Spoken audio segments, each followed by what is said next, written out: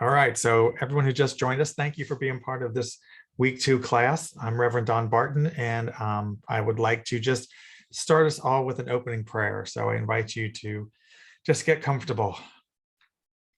Just take a moment to take a breath or two to just relax and release anything that's been weighing on your mind or you've stored in your body before coming into this moment. Mother, Father, God, we thank you for this time together. We thank you for the opening of our minds, of our awareness to be willing to question, be questioned, and to learn from each other and ourselves, to be present for divine wisdom, to be activated in our lives. We give thanks for this opportunity to be better than we were a moment before, to ever move forward in the manifestation of our soul's journey. So we give thanks for this time together, for the souls that we're sharing this time with, and for the spiritual prompting that we answered to bring us to this moment of our lives right here, right now. We say thank you, thank you, thank you, God. And so it is. Amen. So I want to thank you all for showing up again this week. This is wonderful. We had a great time last week, and I'm looking forward to a great time this evening. A little housekeeping just before we get started. I just want to remind everybody that we are recording the classes. So people who miss a week or can't attend and would like to get this information, we'll have the recordings available to them. That being said, if you would like to ask a question or share something that you don't want recorded as part of the permanent recording, just let me know and I can pause it during that portion of tonight's class. I want to honor anyone's right to privacy or anyone's wish to just not share what they have to say with the world for the YouTube platform that this will eventually reside on. So we will honor that for you. If you do want to ask a question and I don't see, you can either wave at me, really raise your hand by raising your hand, or you can use the raise your hand function, which is down at the bottom of your screen. If you move your cursor down there, you can hit reaction and then raise your hands. You can see Reverend Jim just put a thumbs up from that box. So that will let me know that you would like to ask a question. And if I totally missed that, wait for me to stop talking and interrupt. Our practice tonight is a tithing class. So if you would like to tithe, we just encourage you to tithe to your home church, your home ministry, in whatever manner that you normally tithe. If you have a donate button on your website or have a mobile app, or tithe when you're in church on Sunday, just put in that extra special tithe to your home church for whatever spiritual home that you normally go to, because we've got people from all the different ministries here tonight. So we want to honor all of those. Our facilitators tonight, if you weren't with us last week, I just want to introduce them every week. We've got Reverend Teresa Curie of Unity of Daytona Beach, Reverend Kathy Beasley of the Central Florida Center for Spiritual Living. Reverend Tracy Quillen is here. She's from Unity of Palm Harbor. Reverend Jim Erdston is from Unity of Central Minnesota. And Reverend Maggie Alderman is from CCU Orlando, which is also my home church. So it is kind of classroom style tonight, and it's open for women to be discussion. So I'll be asking questions of the ministers, and if you have any questions, please feel free to add to the conversation and ask for clarity, whatever. If you feel comfortable, I'm going to ask you to leave your camera on the whole time so that we can see you. And if you'd like, you can always put what city you're in or what your home church is behind your name so that we have an idea of who's here from what ministries. And if we see somebody we don't know, will give us an idea who they are and where they're from. You can do that by clicking on the 3 little dots in the upper right-hand corner of your picture, wherever you see your face or your name. And there's an option when you do that to rename, and you can add where you're at behind your name. So any questions, any comments, anything anybody needs before we get started? This is where you can practice raising your hand. No. Okay, great. Well, then let's dive in.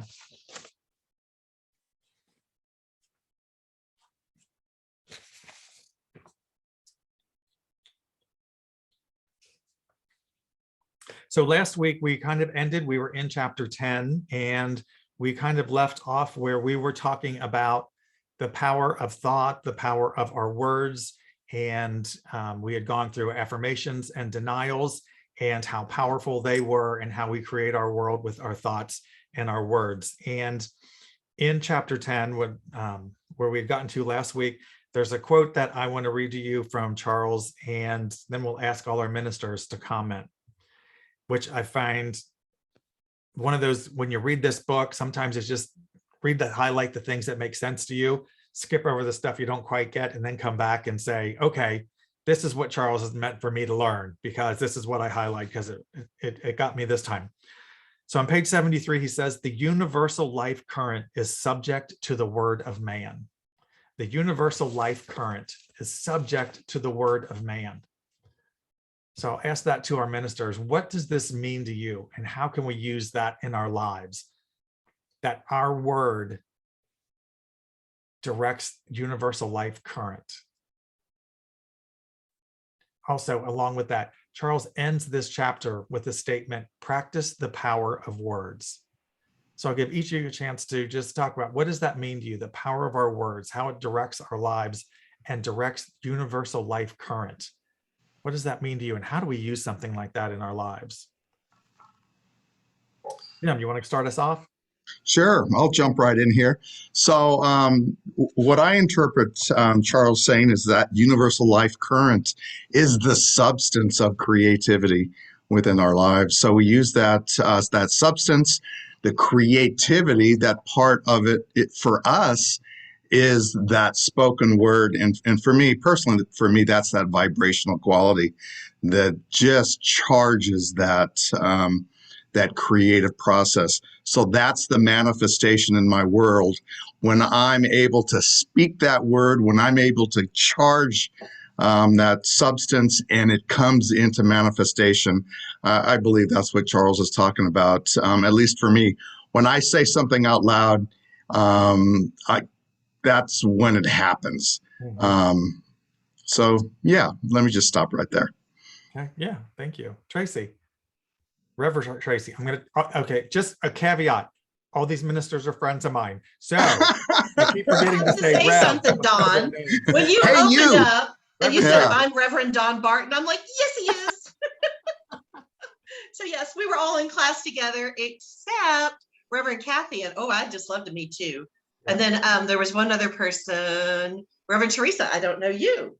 But so I want to jump in there. We're also doing 12 Powers in the Cross, 3 Sundays here right now with one of our experts at the 12 Powers. So I was looking at Philip, because Philip is the power at the larynx, the power of the voice, the vibration that Jim was talking about. Yep. And something I absolutely love about unity, which is a big reason for me to really understand these concepts, is I have a voice that is, you're not going to mistake me. It's not soft. It's not quiet. It's not gentle. Y'all are laughing.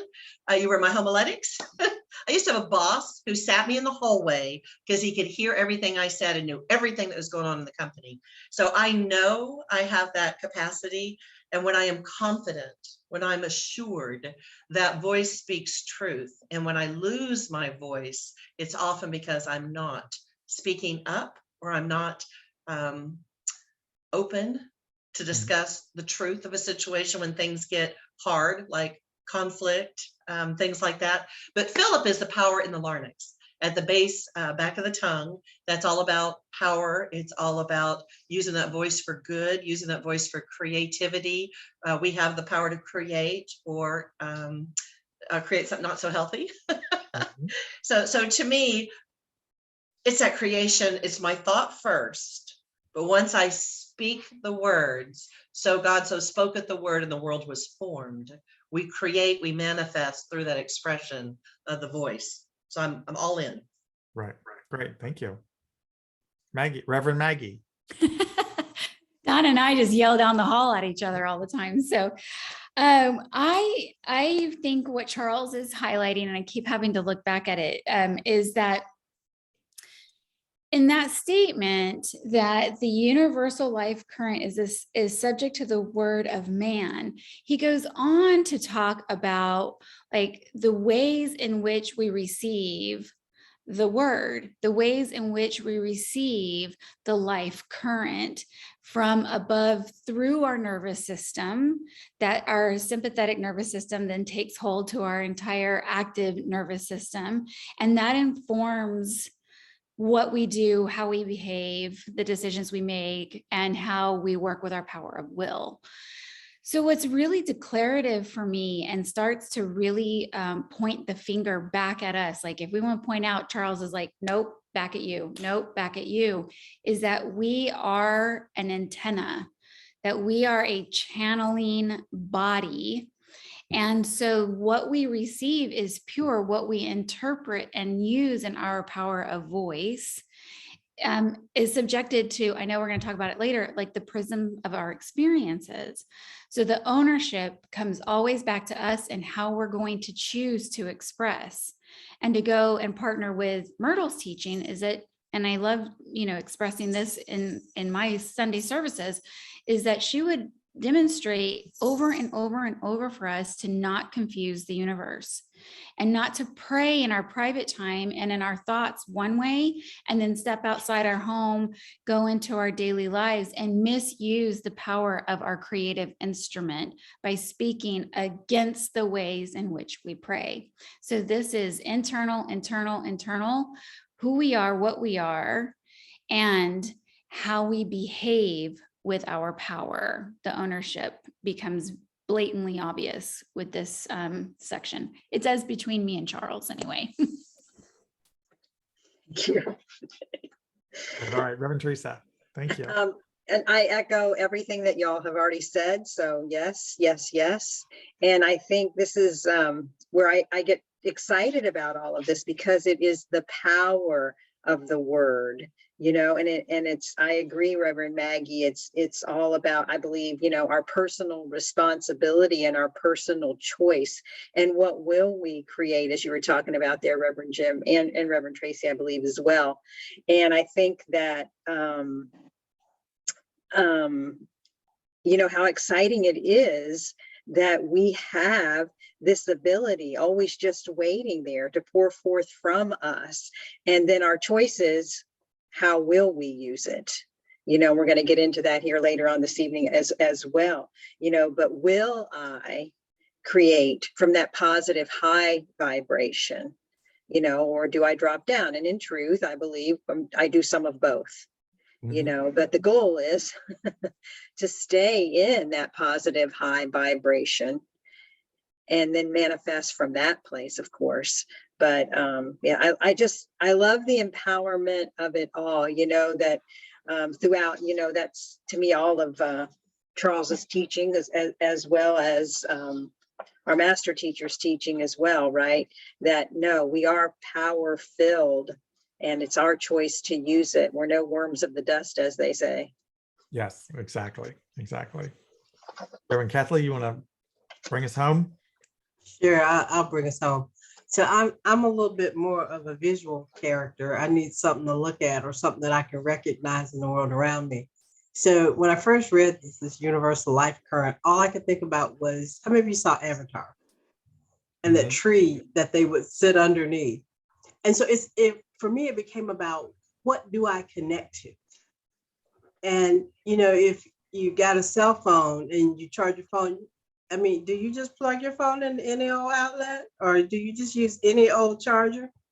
You got to make sure that the voltage and the current is correct, so it doesn't fry that thing in your hand, or that it actually charges your phone. So it's about, what is it that we connect to gain that life force, that substance that we need in order to live the life that we're trying to live right now. Because the one I was trying to live yesterday, I had to let that girl go because it didn't work. But today I got a whole new shot at this thing. And so when we start to look at this, I looked at, what is the definition of current? And it is that stream of charged particles. So what is it that we connect to that has this charge, this certain, as we say down south, to it, that moves you forward, that stirs you to action and brings you to life. So for me, it's the power of my word is understanding the power of my word before I connect, rather than after, in evaluating the end results and going, I didn't want that to happen. but understanding it as I move into it, because I think we're more powerful at the forefront with our word than we are in the aftermath of our word. Yeah, thank you. Yeah, exactly. So true. I resonate with what each one of you said, and especially the power that's in that, and the power that we have. And even in Jesus's teachings, if you watch his words when he's talking and performing his miracles, he's not saying, I'm doing this. He's telling people to do things, and you healed, or you're healed by. It's yours, and you do it, not me and mine and I. So yeah, it's all putting it back on us. Exactly. So thank you for that. Great way to wrap up that chapter and bring us into one of the other ones. Chapter 5 is called The Throne of Love, and it's all about love. And Charles, again, in his headiness, starts off the chapter by telling us what love does, but not really clearly what divine love is. He says it has this dissolving power. Its rule is just and righteous. It casts out fear. Divine love harmonizes. So he says what it does, but he has a real roundabout way of trying to tell us what it is. So what do you see as what divine love is? Can you clarify what he means by that for you? What do you see as divine love that's capable of doing all these other things that he lists? Don't all raise your hands at one time. It's the simplest and the most complicated answer all in one, and it's one simple word. Are you ready? Sure. God. That's what it is. And if we all took a turn trying to define what God is, we would all define it completely differently. And somewhere in our definitions would be the thread of love. And in Unity, we talk about and preach from and teach from God is love. That's what Fillmore defined over and over and over. It can get really, really big and elaborate, and it can get all the way down to God is love. So in this chapter, and talking about what divine love does, in every place when you're reading this, if you just substitute the two words divine love for God, it starts to make a whole lot more sense. Good, thank you. I like that. Tracy, Reverend Tracy. I'm learning. So I was wondering if we can't define love, because you can't define God any more than you can define man.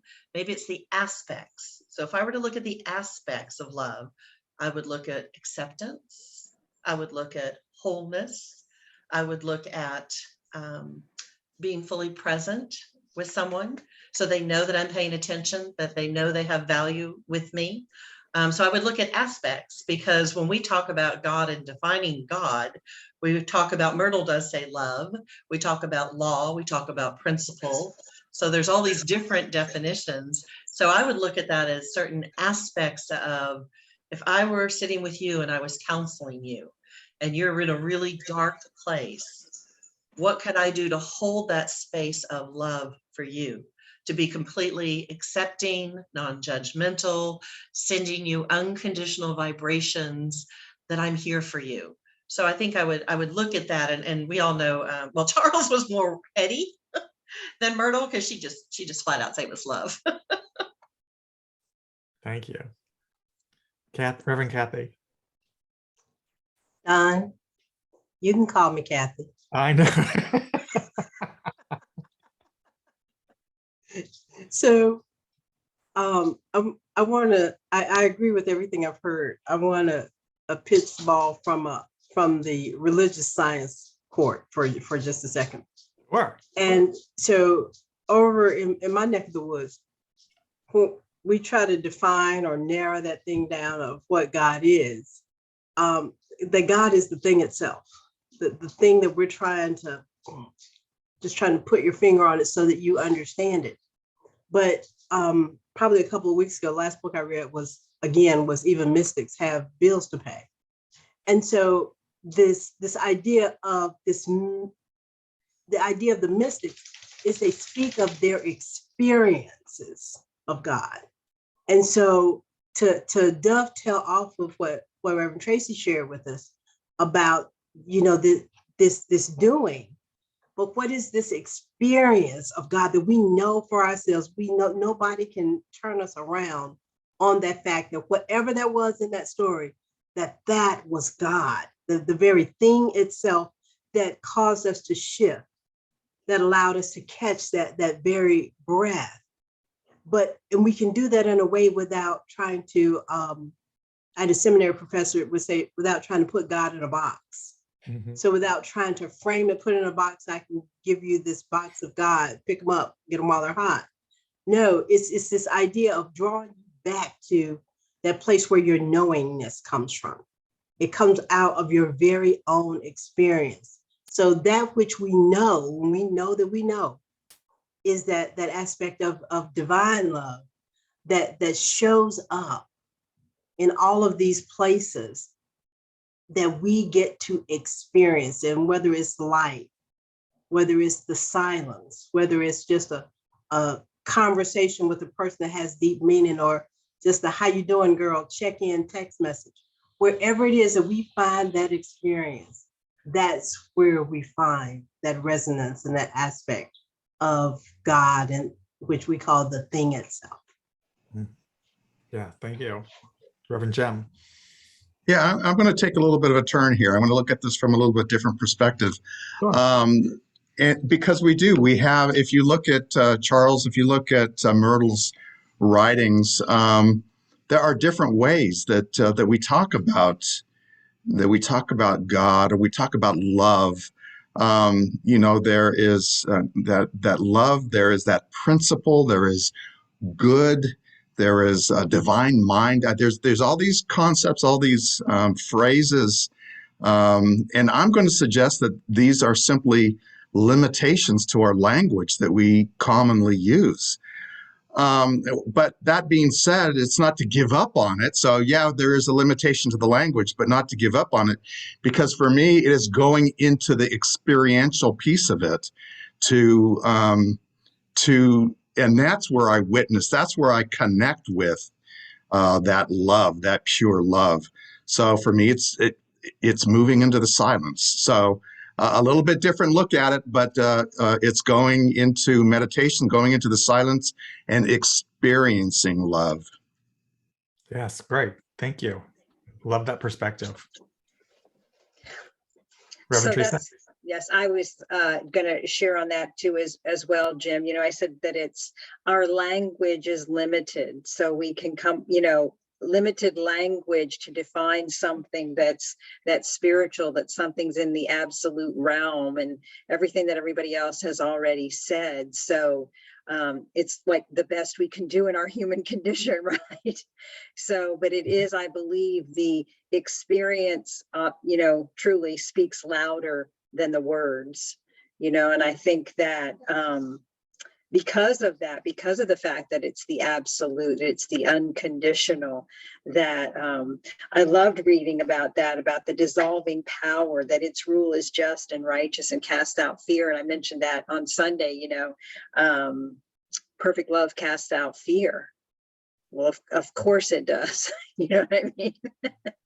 It's unlimited, pure in potential, absolute good, right? So again, just trying to define it through our language. But I believe that as everyone has already said, that it is experiential. Great, Invest. thank you. Hey, Yeah. Don, before we move on, Uh-huh. and I know we're all watching this to some extent, because even if you're not letting your conscious mind, it's unconsciously out there, as Ukraine and Russia. So it's like, where's God? Where's God in all this? And then I see the baby carriages along the border. I see the toys along the border. I know that we have Americans who are not fighting officially as a capacity for our country, but they're over there and helping. I see God in all of this. Yep. I see God in all of this. And I will say, I see deep love Absolutely. in all of this. Absolutely. Exactly. Yep. Yeah. There's most of you hit on the fact of this overriding perfect love that we can't quite define because we're limited. And Charles kind of hits on that also, because he puts in a delineation between divine love versus human love because of human limitations. And he says that all love is divine love in its origin, of course. So we all get that. But he says it passes through the prism of man's mind. But in passing through the prism of man's mind, it is apparently broken into many colors. So, Reverend Kathy, there's your visual for you. That divine love, in passing through the prism of man's mind, is apparently broken into many colors. So I just want you guys to touch on that. What does that mean to you? And what are the many colors that you think Charles is referring to, that we experience and break divine love into? How does that come out in the world? I'll take a swing at that. I know, because I don't do the sports, so this is the whole way I can take a swing at something, talk about it. It's this idea of the prism and the many colors, and how do we experience that? I think we experience that through what we know as the 12 powers. That as it moves through our minds, it starts to show up as order, as wisdom, as understanding. It shows up that there is not one way in that sense, but there are many ways. And those many ways, I believe, are more common to us than we believe or know that they are. But I think when he starts to talk about that, I think that's a hat tip towards the 12 powers in its way of indicating that it shows up in all of these different ways, and all these different ways are good, all these different ways are beautiful, and all these different ways are in each and every one of you. Mm-hmm. Yes, wonderful perspective. I had not even considered that. Thank you. I'll share. Yes, thank you, Kathy. I didn't think of it that way either. Yep, thank you so much. I went more to, the different types of love that we experience, whether it's family love, romantic love, all the different types that we have, the agape love that they talk about and everything like that. But also occurred to me when it's speaking of through the prism of man's minds, broken into many colors, it made me also think of, everything that each one of us comes into, if we all had to sit here and say, hey, what does love mean to you, or how do people show love, and all that sort of thing, and that all comes through our belief systems and how we've experienced it in our family of origins and things of that, as well as, I'm going to have to say too, about any particular biases we may have, any prejudices we may have, all those sorts of things, so that's kind of where I went in my thinking about what he was discussing there. Yeah, wonderful. Thank you, Reverend Jim. I love this because we each have a different way of looking at this. So this is a treat, because I again would like to point out maybe a little bit of a different way of looking at it. I saw that prism as the different perspectives we bring to life as individuals. So we are connected. And yet we each bring a different perspective because based on our life experience. Ooh, I'm getting an echo. That life experience. One of the things that I always want to do is I want to honor each person that I ever come into contact with their perspective as well. In essence, practicing non-judgment with that, knowing that each person will end up knowing God, connecting with God, the divine presence in their own way. So unity isn't, we know that unity isn't the one and only thing that people are going to reconnect with the divine. It works for me. But I saw that prism as the different perspectives, the different pathways back toward the divine. Yeah, great. Thank you. Another different perspective. Exactly why we want to do these kinds of little discussions. You want to go, Tracy? No, go ahead, girl. So I was thinking next. Okay. She's going to wrap us all up. So I'm thinking of a prism. I'm thinking of some sort of a crystal prism, and that it's, this is purple light, this is white light, this is blue light, this is green light. And so we introduce a concept. And I understand it one way from my filter, my lens, my family of origin, from my experiences. And yet the person who receives it has their own everything too. And I think a lot of Teresa said that too. But it's so I'm seeing the different shining lights. And there is a certain time when the light comes together and it's pure white. There's also a certain time the light comes together and it's a shadow, it's pure black. So our own interpretations of all of that, we stem from the same light. Regardless, I could be practicing a practicing Muslim, I could be Buddhist, I could be Taoist, I could be Shintoism, I could be a lot of things, and some of us are a lot of different things. And we come from the same light. That's all I have. Yep, thank you. So I look at this from a place of developing deeper self-awareness and deeper compassion, and the ability to hold that awareness for others. Because what he ends, well, close to ending that chapter, and the reason I say this is, I want to read it here. He says, yet within the ray of light where we remain pure, it is within man's province to make its manifestation in his life just as pure as its origin. This too requires painstaking discrimination and good judgment. So if we talk about like the prism, the refracted light that comes off of us, comes through us, is developed by our human experience. So what we receive and what we have the potential to express is just as pure as the origin of what God is, the thing itself.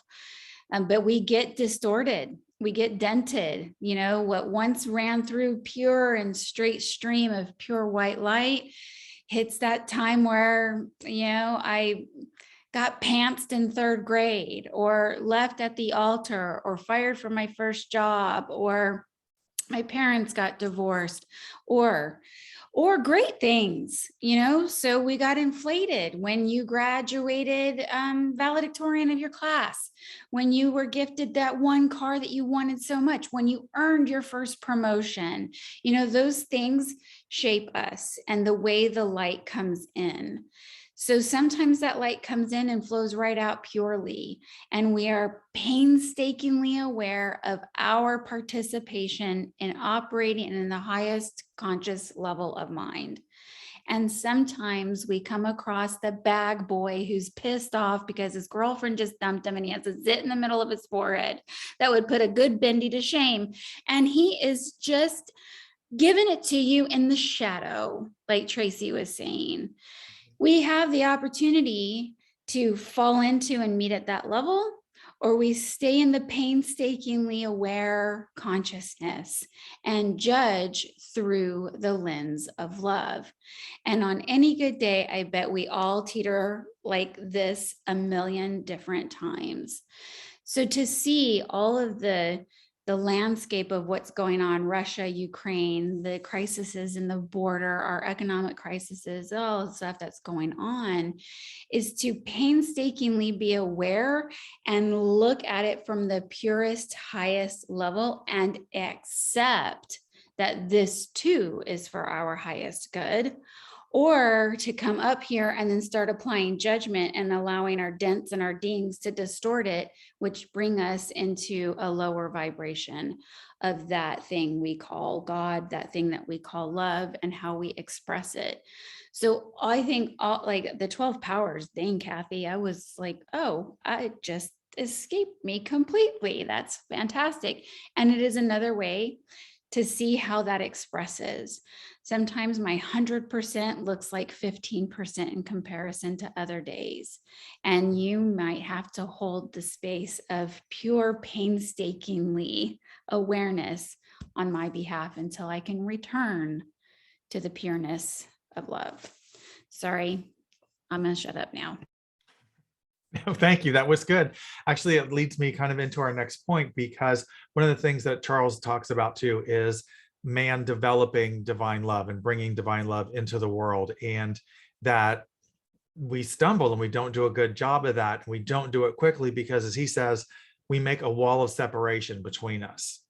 And I think what he actually says is a wall of separation between the religious and the secular in the book. But I think you can substitute for us a separation between the spiritual for religious. So he's saying that man makes a wall between their spiritual selves and the secular or the regular world. And so where do you see this wall in our lives today? And how does it block our development of divine love? That we're not bringing it in as quickly or as purely as we should, because of this wall that he says we place up between us.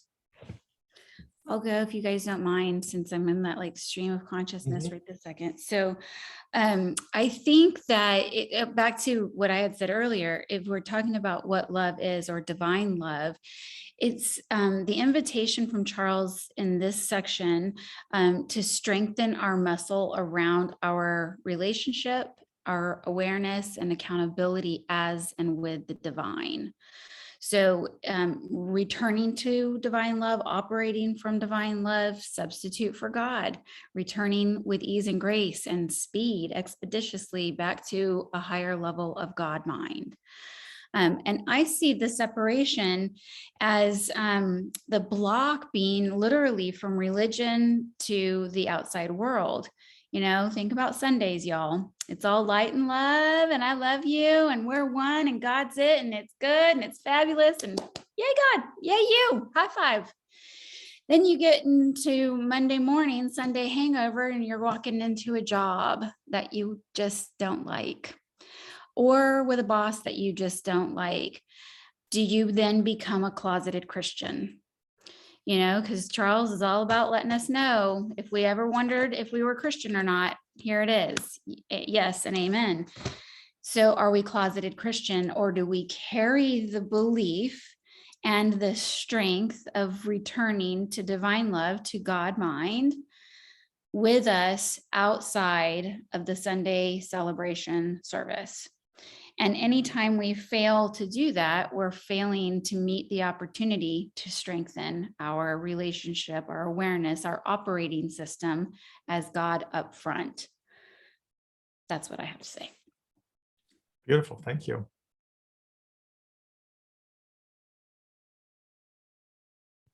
Tracy, you want to follow her? Was that your hand?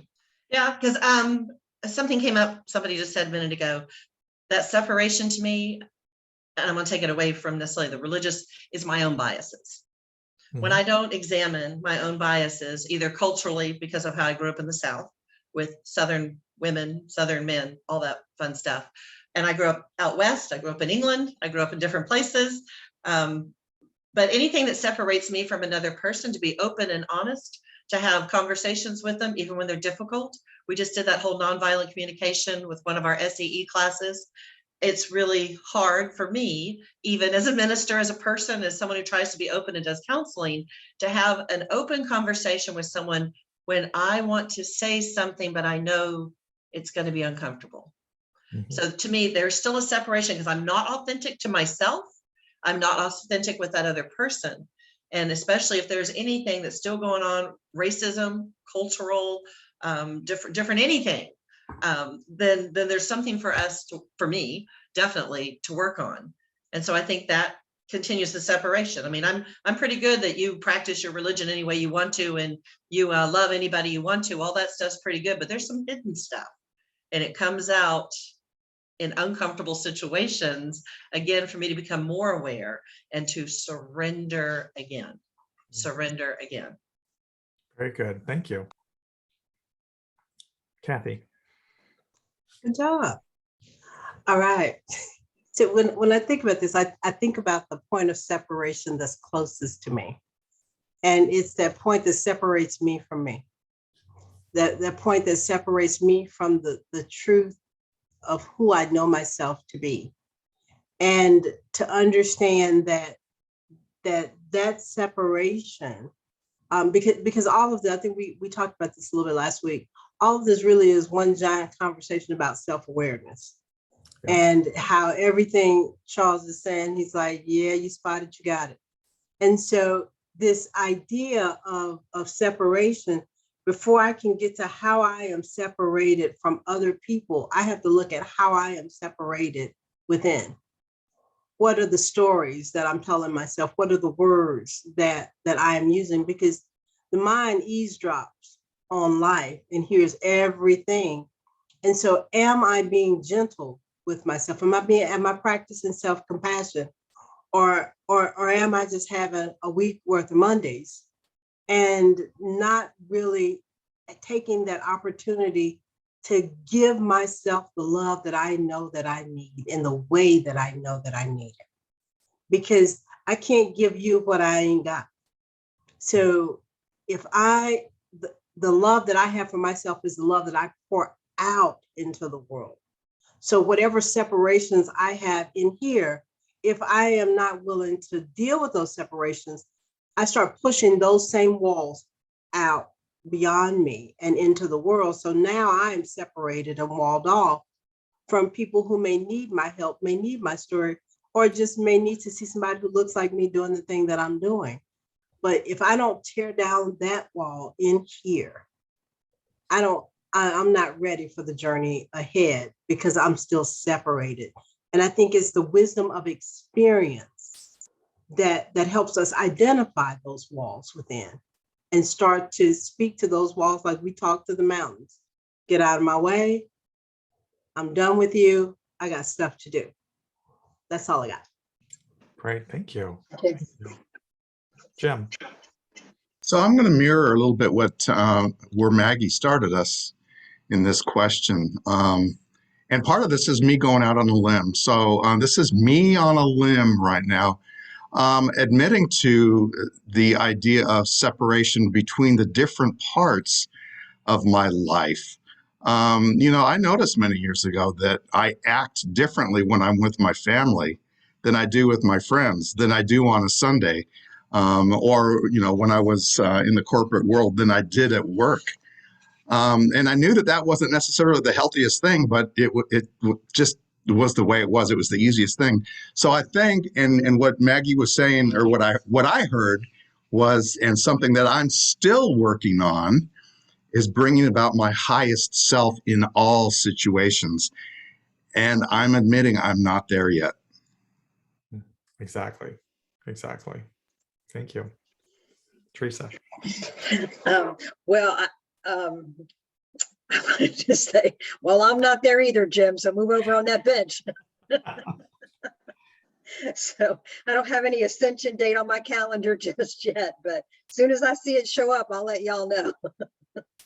But I want to give credit where credit is due. And for the life of me, I'm not sure where I heard this, but I heard this just recently. And I swear to you, it was like it just smacked me right in the face. And I believe it ties into absolutely everything that we've already shared here today. And for me, it was just very powerful. It was in that context, it said, when will we stop self-abandoning? And I thought, I think it's just the same thing that everybody has already shared. All of those walls come up, and absolutely, Kathy, I can't practice anything with anybody that I'm not practicing with me. So I don't know, that just hit me right in the face a couple of weeks back when I heard it. It's just sometimes when the light bulb comes on. So it's not a new concept, but it really just touched my heart to think about that. When will I stop self-abandoning? And it can be all those things that we said, whether I've gone into lack consciousness, I've fallen asleep, I've forgotten the truth of who I am, all of those things, or any of those places where I feel like I have to be this over here at my job, and I got to be this over here with this group of people, and that over there with my family. I didn't tell my brother for the longest time that I had even applied to ministerial school because he's not so sure that women can be ministers. You know what I mean? But who was that about? That wasn't about my brother. It was about me. So, but the minute that ascension date shows up on my calendar, y'all be the first to know. All right, good. Thank A little you. more work to do. Teresa, I didn't tell my dad for 3 years, almost up until graduation. What was that about? And Teresa, I can tell you where you got that quote from. It's from my new book titled I Am Don's Worst Enemy. Can I Maggie.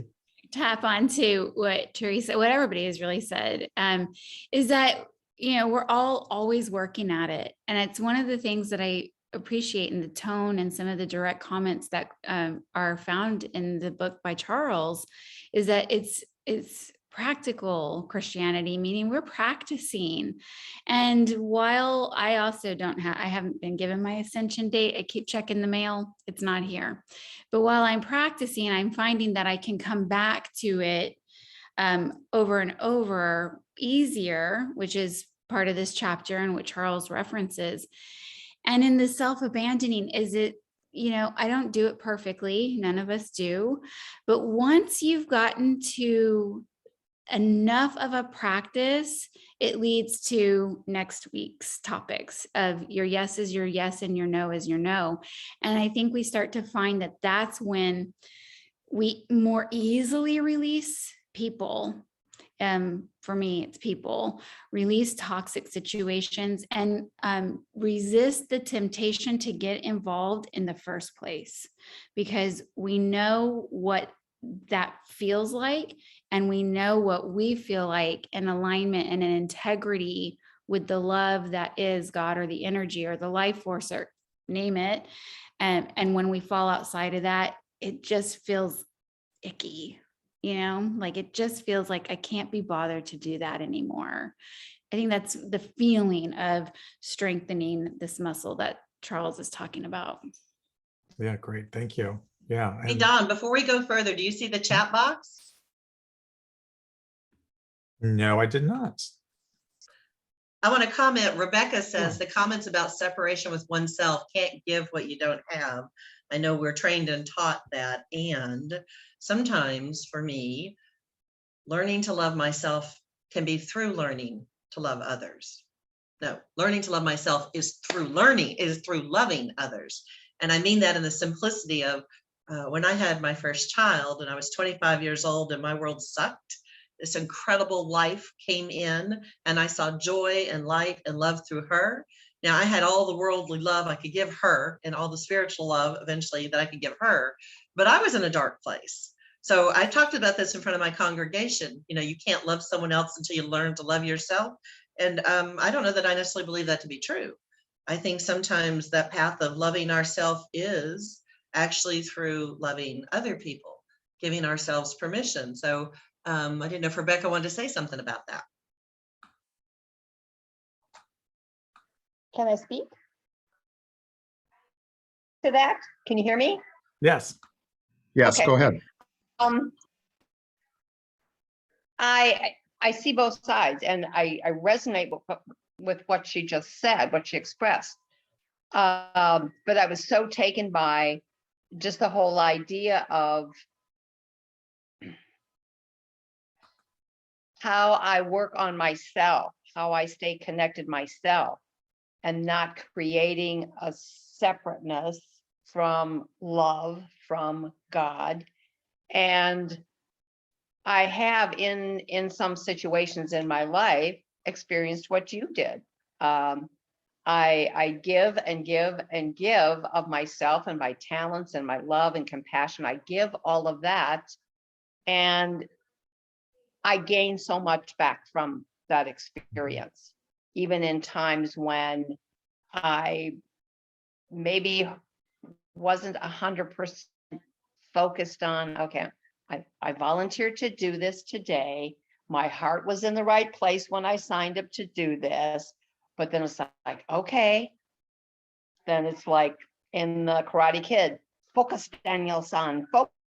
And then I go out the door and I do it. And then, yes, as the giving and the sharing start coming to fruition, then I just get so caught up in it. So yeah, I see that side of it too. Tremendously, but I've been in some really dark places where there was no way I was going to be able to put out or do something for somebody else, because I was just Well, okay, let me use this example. I'm a prayer chaplain for our community. And a couple of years ago, when my mother made her transition, I was away from the regular dealings of the services because I was sitting with her in hospice. And when I came back, the first Sunday that I came back, I wasn't assigned. I called the prayer minister, prayer chaplain ministry head person. I said, listen, take me off the calendar for a couple of weeks, because I was in a state of mourning the loss of my mother. And I knew that there was no way that I could give. I needed lots of self-care, lots of compassion for myself and what I was going through. And the best, I just couldn't, I couldn't give any more to someone in a prayer chaplain capacity. So yeah, I just didn't have it. Just couldn't do it. And that's another layer of that self-awareness to know when you can and when you can't be the giver and when you need to be the receiver. Absolutely. Absolutely. And when you feel any sense of separation or apartness, and I liked what a lot of the ministers that were answering were talking about there with that too. And that a lot of our obvious response to this topic is to think of separation as our separation and walls we put up, but like Tracy started us off with, or I think it was, some of those are imposed upon us. You know, some of those walls are put up for our highest good from the culture we're raised in, the family of our origin, our belief systems that we were brought up in too, that we need to overcome, get past, get around, tear down per se. Yeah, so that we can do a better job of experiencing and expressing divine love in the world. So yeah, thank you. Great perspectives. I want to move on to chapter 7, entitled Conscience. And Charles starts this chapter off with talking about divine goodness, you know, unity principle number 1. And when he does, he talks about how it's everywhere present, how it can be stifled but not quelled, and that eventually there will be a reckoning. And when I first read that, I'm like, a reckoning, sounds judgmental. And then he goes on to imply that good will win out, that this reckoning that will take place will be good taking over, even if someone's tried to prevent it from coming into the world. And he calls this the law of universal balance, the equilibrium of being. That there will be a day of reckoning if these walls are constantly put up between us and our goodness. So my question is, does this sound more like justice or hope? Because he talks about reckoning. Bum, bum, bum. Is Catch the first. How, you know, it's the terminology of judgment and retribution and reckoning and all that, but what is he really talking about here? Is it really the equilibrium of being, universal balance? Is it justice or hope? And hope to me has 2 different definitions. I hope to get something done leaves doubt. And what is it? What is the famous saying we all say? Is it faith is the assurance of hoped for, evidence not seen? And that's a different hope. That to me is like a divine hope. But when I hope I'm going to make it to the party next week, well, I've already said, maybe I'm going to make it, maybe I'm not. And justice, that's, you know, that feels legal. That feels like righteousness. That feels like equity and balance. I'd have to tear it all apart. Right. Where's Kathy? Get in there. Give me some Southern stuff. Give us a visual, Kathy. Give us a visual. Give us a story. Yeah. You know, you had me at reckon. And so, so I think, so here I go. I think this idea of reckoning is the point where we're going to have to deal with the thing that we made. So reckoning is that point where we get to, I mean, not get to, not have to or need to, but we get to face all that we have created all that we are. And these days of reckoning, I don't think that they're on the calendar. I was double checking to make sure I didn't have one this week.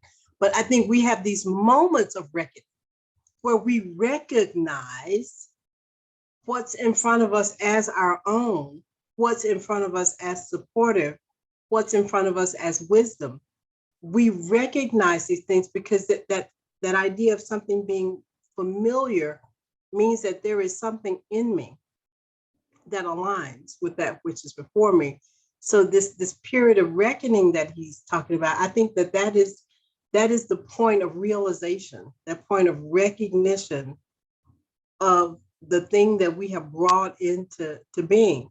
So I reckon that's what Charles is talking about. Great, thank you. Wait, Kathy, you got to go a little further though. Just 1 second, because reckoning, and we got all that part, but he was talking about divine goodness. And you were talking about us recognizing what we've created ourselves and take responsibility. So give us the good stuff. Well, now hold on. So let me go look. Don, say the question for me again, because I got excited about reckoning. Charles says that divine goodness is everywhere. It can be stifled but not quelled. Eventually there'll be a reckoning, and he implies that good will win out. He calls it the law of universal balance, the equilibrium of being. But does that language sound like justice or hope? To me, I reckon it sounds like hope. Because I mean, I get to choose, right? So since I get to choose, I reckon it sounds like hope. And for those of y'all who have been around Unity more than I do, we don't talk a lot about hope, because hope takes us beyond the present moment. And so we don't spend a lot of time on the four-letter word we know is hope. But I think it is really this idea of that idea of hope, but it's not I hope y'all figure it out. It's a hope here, the roots of hope within each one of us. And so that idea that goodness will win.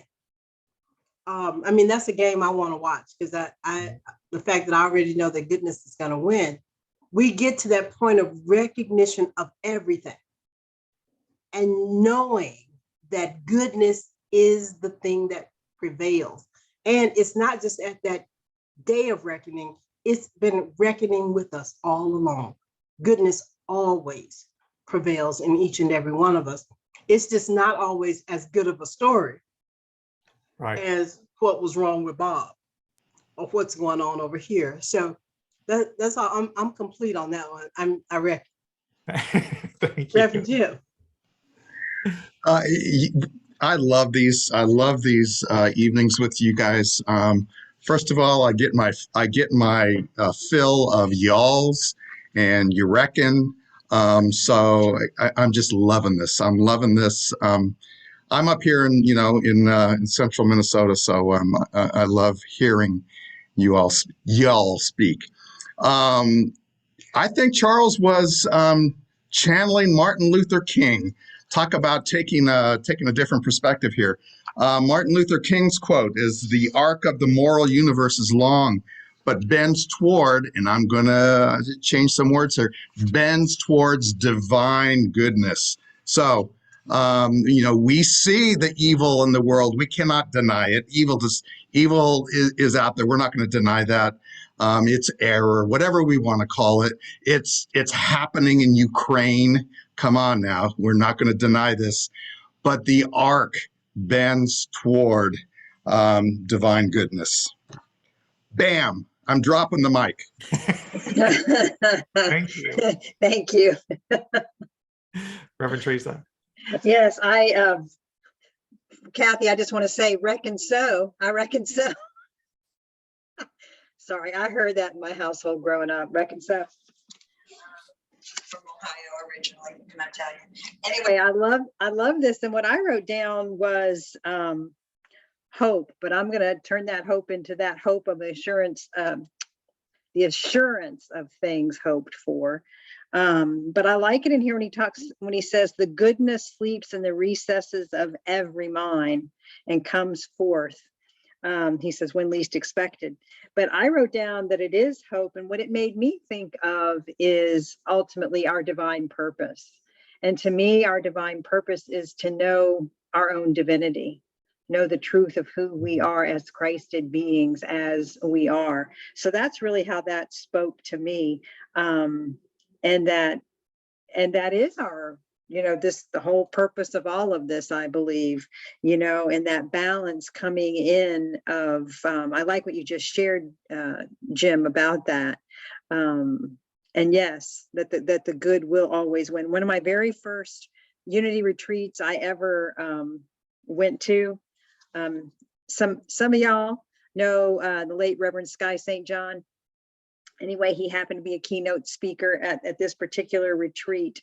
And I just still remember him saying, and his bright face, his wonderful smile, saying, light always wins. He just ran around all weekend, light always wins, So yes, good always will prevail. I believe that. One presence, one power, right? Thank you. All right, thank you. Yeah, exactly. Maggie, you want to jump in? Sure. I mean, I think we all basically saying the same thing. And I think it's justice. I think hope is required to endure the process of what we repeat as the experience of separation. And the justice is that the power, the law of equilibrium, the power, the principle, the truth that is God, that is love, will always right itself. We go through the iteration, the deterioration, and the regeneration, of our consciousness. And we see that not just in ourselves. I mean, like Kathy said, it's a lot more fun to watch Bob be an idiot and talk about that instead of have to deal with us. So it's much more fun to watch the outer world. But what's going on within ourselves and to the levels in which we're willing to recognize that is, and I think it was in the chat from Danielle, it is the product of manifestation on a grand scale. So we can deny that, or we can all think that we're all good, clean as a whistle, except for Ukraine and Russia. And they weren't the two countries that produced this. They're just suffering the collective consciousness and the, internal battle on a grand scale. So I think it's justice. I mean, maybe that's just another lacking word for our language. I think it is the righteousness. I think it is the reckoning of the opportunity to do what's right, to face our mess, to clean up. What we know better, we do better, but that doesn't mean that we didn't do wrong in the past, and don't have a right to correct in our present. And so the frustration, and I address this at CCU often, is the frustration is holding space. If we need to say for everyone else, we have to wait, because we can't ascend until we all ascend.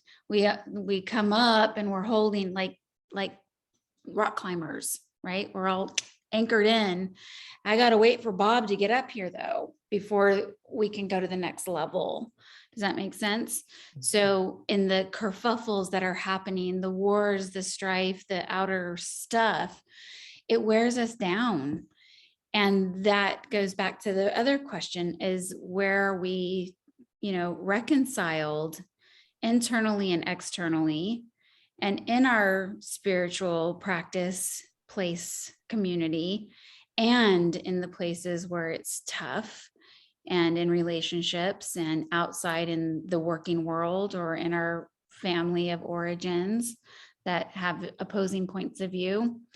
And the inevitable requirement and the participation from us is to know that good light prevails. And we just have to hold it. We just have to hold it. Because think about, if this was a movie, think about when Superman dies. We're all like, that's not supposed to happen. Why? No one tells us that when we're 3, but we just know the good always wins. Well, thanks a lot, because I haven't seen that movie yet. I knew you hadn't, Jim Ernston. And you're welcome. And she didn't talk about Bambi's mother, but there you go. Myra, you have your hand up. I have a question for you all. In trying to get this in a simplistic way that I can comprehend. What I'm reading in here was that it seemed to me that there's a battle that is waged at times within me, to use whatever this illustration he gives. It's between, for lack of a better way, my human self, my lower nature, and the divine. And my consciousness eventually catches up with me. It says here that on 25, herein is man fooled into believing that he can do the things that are not in harmony with his idea of goodness and yet escape the consequences. He presumes that God is far off. And eventually, if I'm reading this correctly, the consciousness and he are good friends when God is far off. But when that awakening comes and consciousness brings that mirror where we take a hard look at ourselves, that's where that on the next page, it talks about a divergence that occurs. And then it goes on, which I need help understanding, you all, is that there are two ways to get the understanding of this, what you're talking about. One is through the guidance of the Spirit, and the other is through blindly going ahead with hard experience. Where does that fit with what you all, in a more simplistic way, with what you all are discussing here? Let me jump in first, because I highlighted that exact same section in the book. And to me, what it says is that the easiest way would always do the right thing and always be good and always be positive and always be in alignment with divine principles. But because we're flawed as human beings, you can't understand, we're limited. So we can't understand perfect divine anything. We get glimpses of it and we get distorted images of it through that prism. And we, like we said before, we've even put up blocks to separate us from that, but regardless of whatever we do in our lives, that Charles is saying this ever-present force for good is always in the background trying to come forward. And eventually, no matter what we do in our lives, there'll be that point where everything we've built in the material world that's not in alignment is going to crumble, either physically or mentally or emotionally for us. And we'll have a sense of awakening because goodness will eventually come forward. And So that's the hope. That's the hope. So either you can learn this by focusing on always trying to be in alignment with divine principles, always trying to be more aware of goodness and light and love, or you can keep making mistakes in the material world and just flounder around and get bumped back into alignment because you've done it wrong again. So that's where he's saying, to me, the choice is coming in. Either just stay on the path on purpose or go your own way and get bounced back in every time you get too far away, because that force for good is overriding and eventually will knock you back into alignment in one fashion or another, at some level. That's what it says to me. Kathy. Thank you. I got a visual for you. They're okay. All right. How many of you have been bowling and you got the bumpers on the bowling alley? It's the thing that keeps you on the lane. Exactly. I like that. So Dawn, can we go back to the part where it says, it was talking about Jesus in the upper level and the lower level, the humans, the lower level, The divine's the upper level, and when the two come together, that's why the power is in the voice. But to me, it was Myra who asked the question. Every time before Jesus did something grand, he prayed. We talk about Charles does it. Charles would go to the mountain, and Charles would go to headquarters. It was before we make big decisions, it could be little decisions, but to go to that still, quiet place. Now, I believe you can walk a labyrinth and be in that still, quiet place.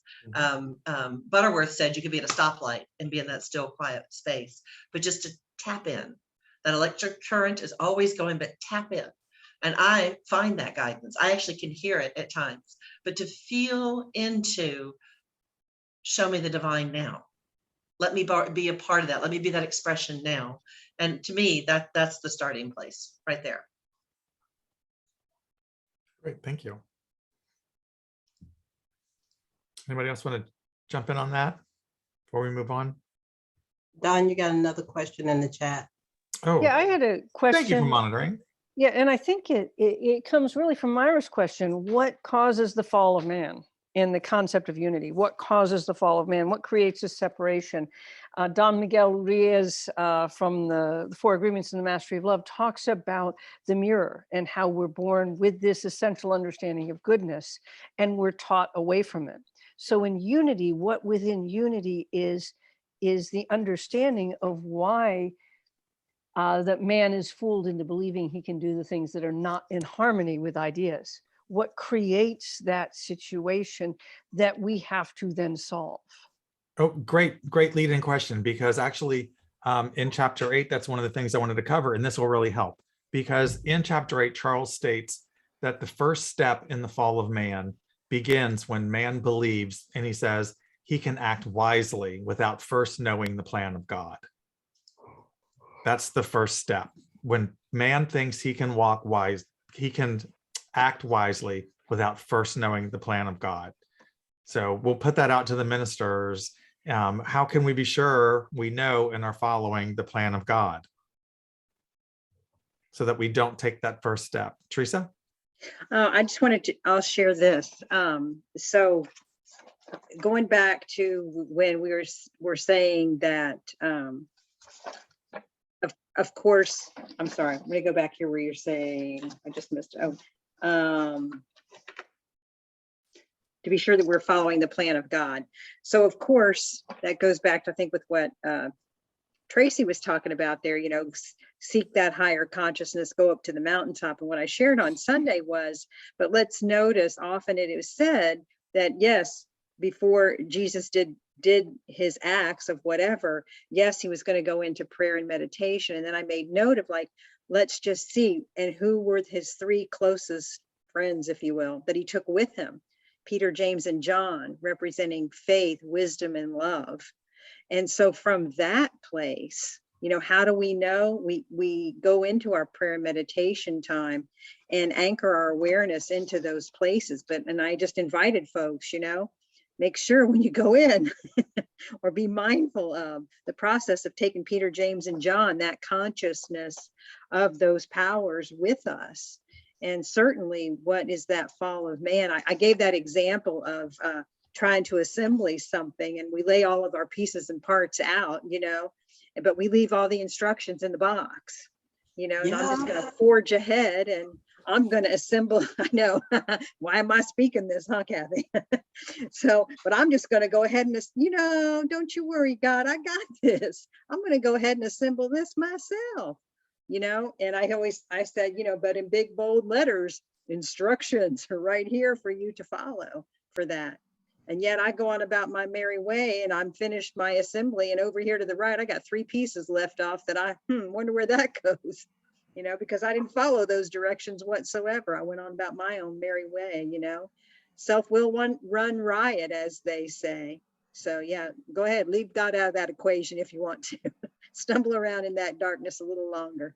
You'll be back eventually. I'll take a swing at that.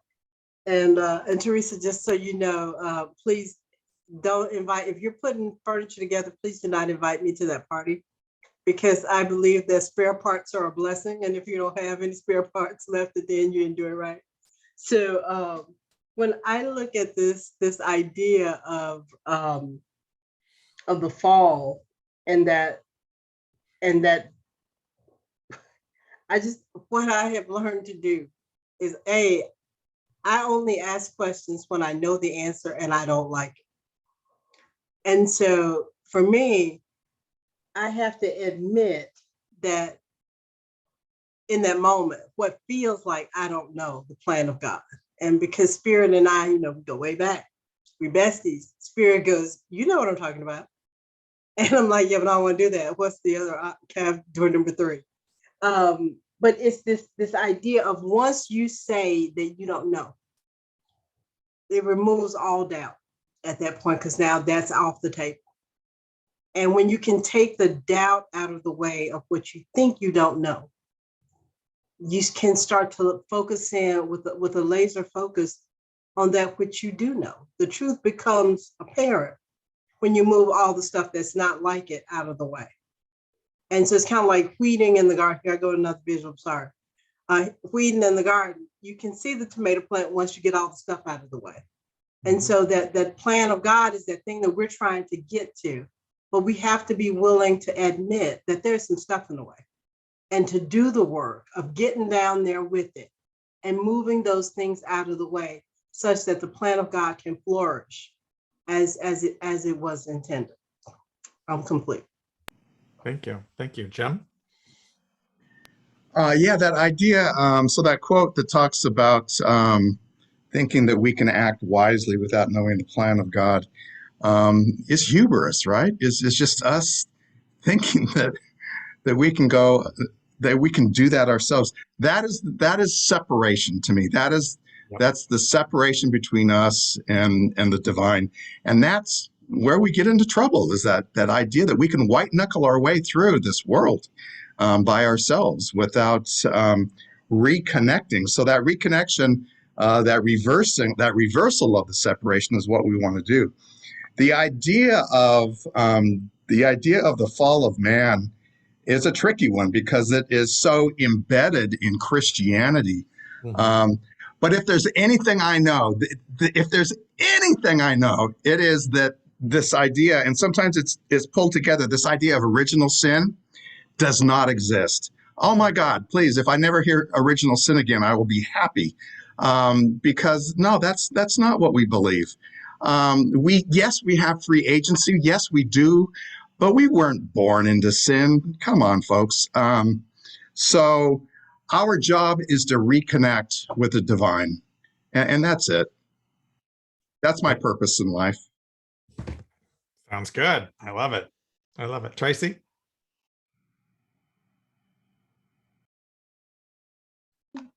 So this weekend, I talked about it as the little I, the ego, and the divine I, spirit, and that the little I is very comfortable. The little I knows its course. It wants you to stay on course with it, wants you to stay in that box. Every time you stretch outside that box, it wants to bring you back in. It's comfortable, it's safe, you can control it.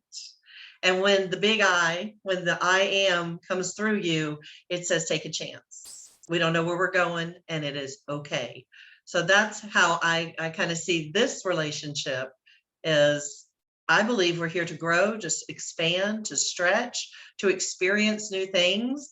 And it's so, and I think the ego serves a purpose.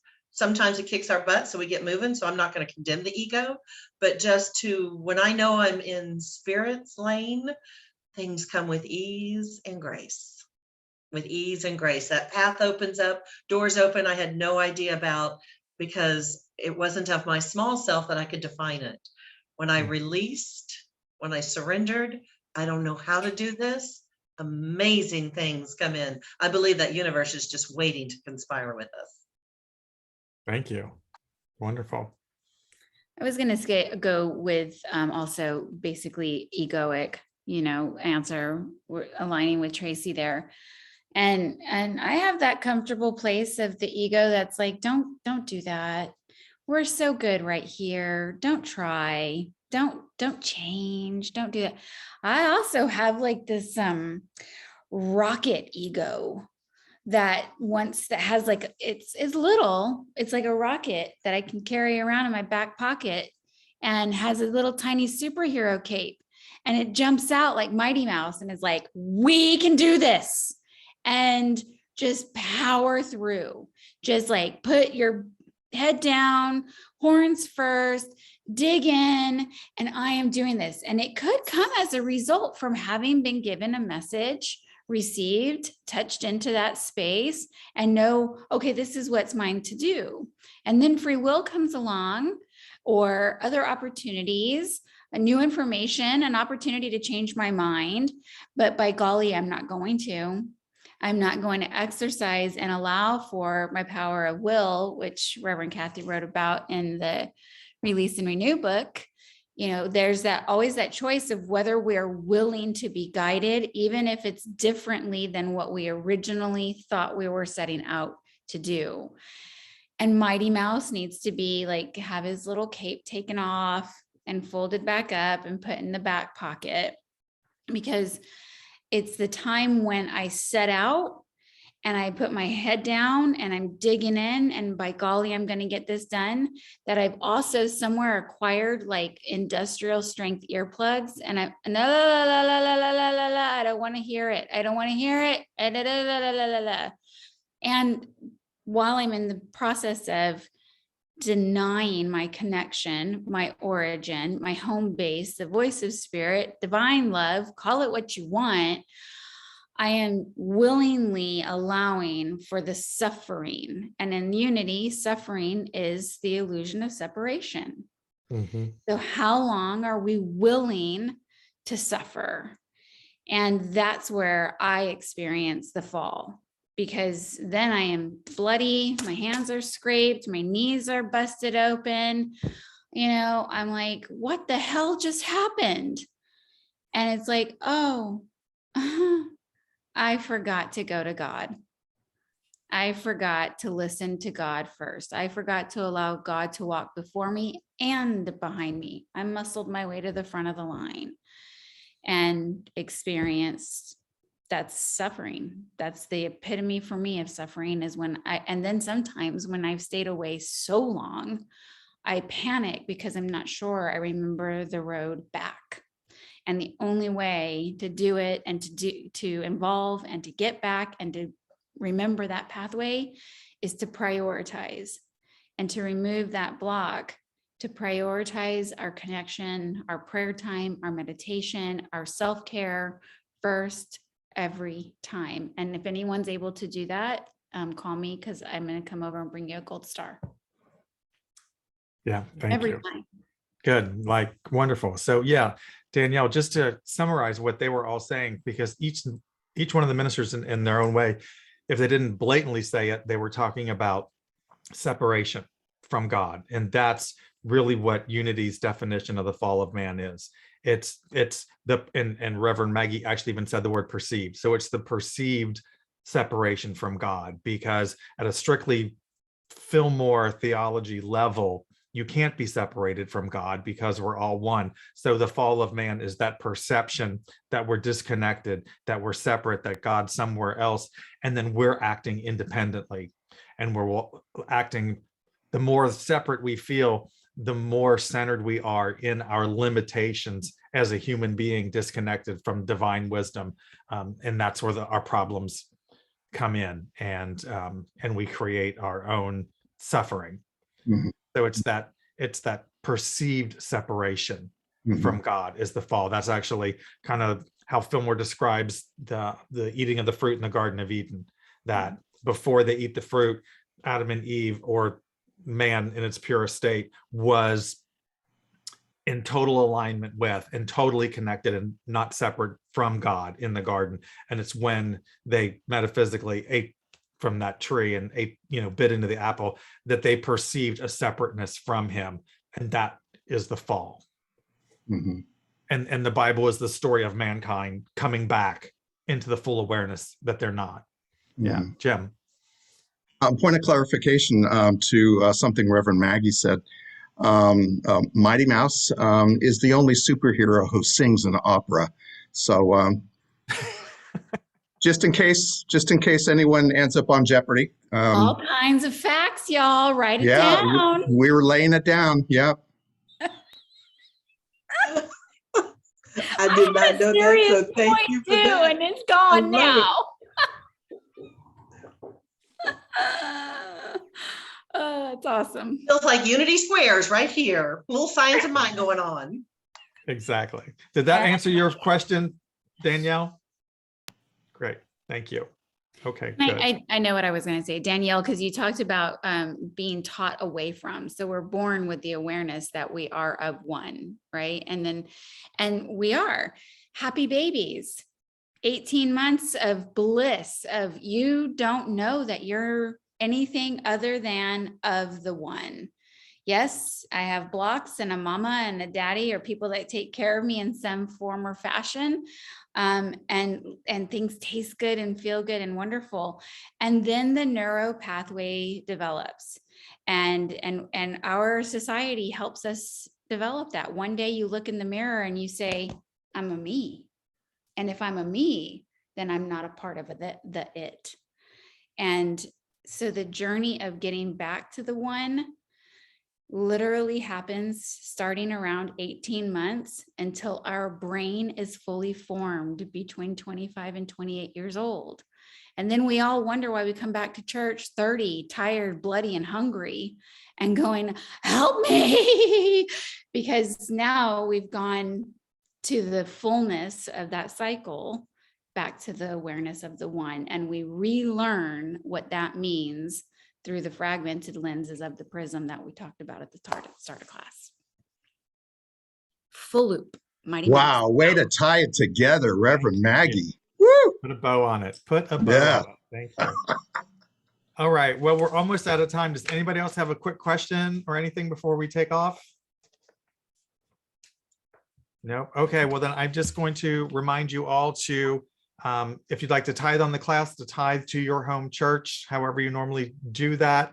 Send it to your home ministry and let them know it's for the class. And I'll ask if one of our ministers would like to pray us out before I volunteer you.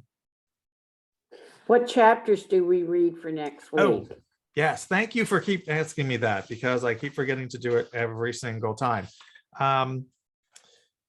We'll still touch on 10 a little bit, but mostly chapters 3 and 4. Okay. Don, I'll pray us out. You ready? Sure. All right, just taking that incredible breath in and release. And if it's comfortable to close those outer eyes, I invite you to the world of magnificence, the world that is already yours to be claimed, to be lived in, to be walked in, to know that you are both above and below. We walk in the spirit world, that which we call the essence of the Christ, and we walk on this humanly planet in our own knowing of what we do in our human world, but we are never any further from that God self than that acknowledgement that we are actually already one. And so as we go through this journey over the next week and we meet next week, we just examine and sit and bask in the knowledge that we've acquired, the fun that we've had tonight, the stories that have been told, and we're all going to come to our own reckoning, I guess. And through this, we say, thank you, God. Thank you, God, for the ever-living presence of us in joy and life and laughter and harmony. And so it is. And so we let it be. Amen. Amen. Amen. All right. Thank you, everybody. You are loved. You are blessed. I will see you all here next week. Good night. Thank Thank you you. so Thank you, much. All Dawn. right. Have a good rest of the week. Bye, y'all. Bye, Bye, y'all. y'all. I Bye, you reckon. all.